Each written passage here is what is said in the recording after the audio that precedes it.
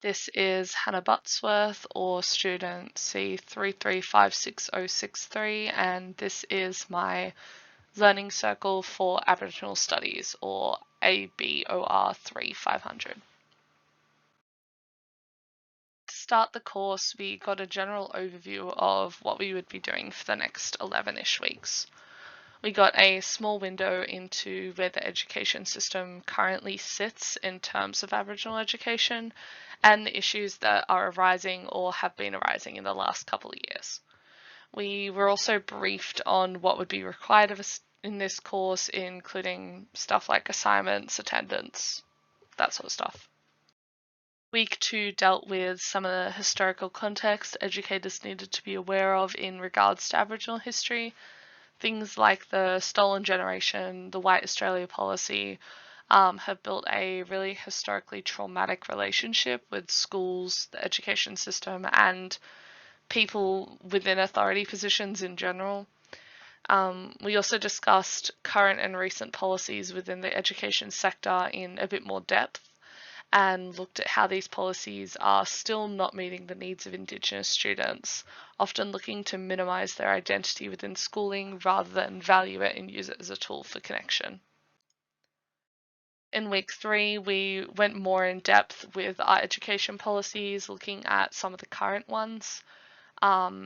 Most importantly, we looked at the phrasing and what the government was actually promising and trying to achieve. And if they were possible, and kind of what these motives were, kind of touching on the closing the gap idea.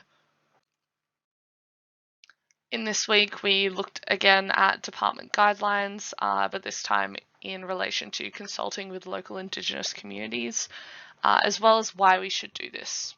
Most importantly, we spoke about why the community connections were significant, the value they held, and how we were able to create stronger and healthier connections between community, family, and schooling, hopefully starting to heal some of the intergenerational trauma that has occurred. In week 5, we started looking at racism and how it presents itself within education. Many kind of consider racism in a very black and white way, but it's important to think about systematic racism and how that can present itself within our classrooms, our content, and even the way in which we teach the content. In this week, we started talking about some of the ways that systematic racism could present itself within Indigenous people's lives, and we looked at health. While some may think that health doesn't really come up in school, it's super important to how easily our children in schools are going to understand the content. If they're not healthy, then they're not going to be able to deal with schooling. So in this week, we looked at some of the biggest stresses, particularly for Aboriginal groups and peoples in just around Australia.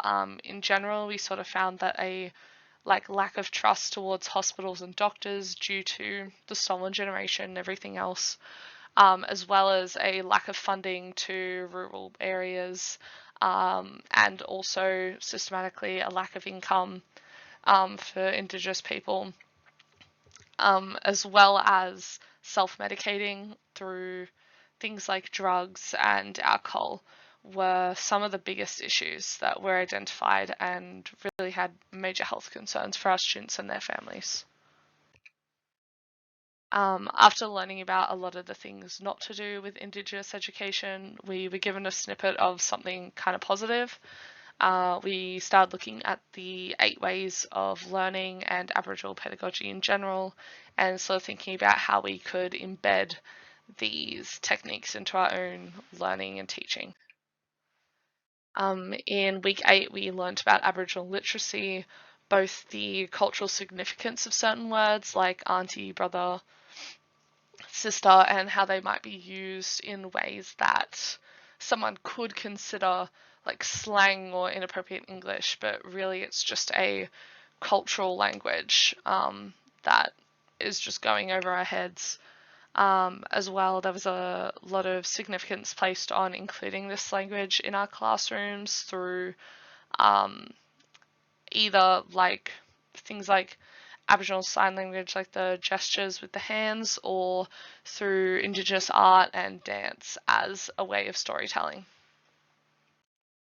Following on from literacy, we then did mathematics, where we spoke about how the cultural differences within our like white Christian-based education system and Aboriginal education kind of create some issues with maths.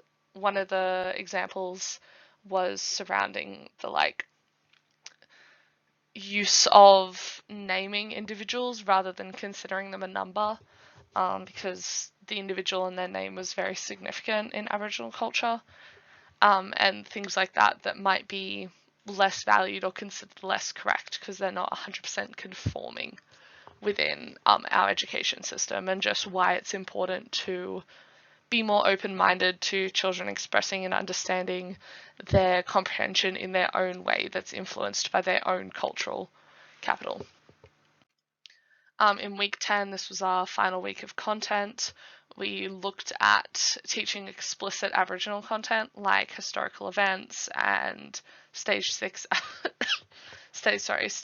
Aboriginal studies. More in general, we kind of just spoke about why it was important to have this collectivist approach to when catering to this sort of subject, and understanding that while you might be teaching the content, a lot of the children in your class might have a much deeper understanding of it, as it is something that's very deeply entwined with their lives. And this idea that content can be triggering, and students have their own value that they can bring to conversations, and they are experts in this field, really.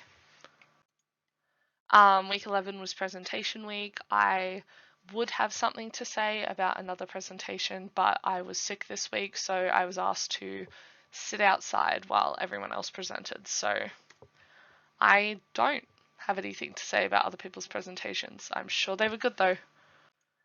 This was my full learning circle. Thanks for the course. Bye.